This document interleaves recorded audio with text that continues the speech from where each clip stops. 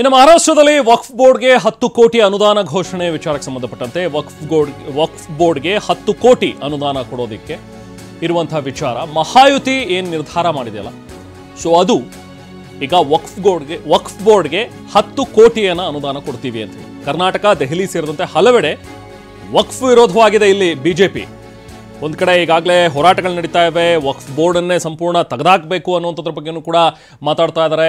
So ಆ ಒಂದು ವಿಚಾರ ಇದ್ದಂಥ ಸಂದರ್ಭದಲ್ಲಿ ಈ ಬೆಳವಣಿಗೆಗಳ ಮಧ್ಯದಲ್ಲೇ ಮಹಾರಾಷ್ಟ್ರದಲ್ಲಿ ಈ ಮೂವ್ಮೆಂಟ್ ನೋಡಿದ್ರೆ ಸೊ ಆಶ್ಚರ್ಯ ಅನ್ಸುತ್ತೆ. ಯಾಕಂದರೆ ಅಲ್ಲೂ ಕೂಡ ಇರುವಂತಹ ಒಂದು ವಿಚಾರ, ನಾವು ಲಾಸ್ಟ್ ಟೈಮ್ ಎಲೆಕ್ಷನ್ನಲ್ಲೂ ಕೂಡ ನಾವು ನೋಡಿದ ಹಾಗೆ BJP ಅತಿ ಹೆಚ್ಚು ಸ್ಥಾನಗಳನ್ನು ಗೆಲ್ಲುವ ಮೂಲಕ ಅಲ್ಲಿ ಸರ್ಕಾರವನ್ನು ರಚನೆ ಮಾಡಿದೆ.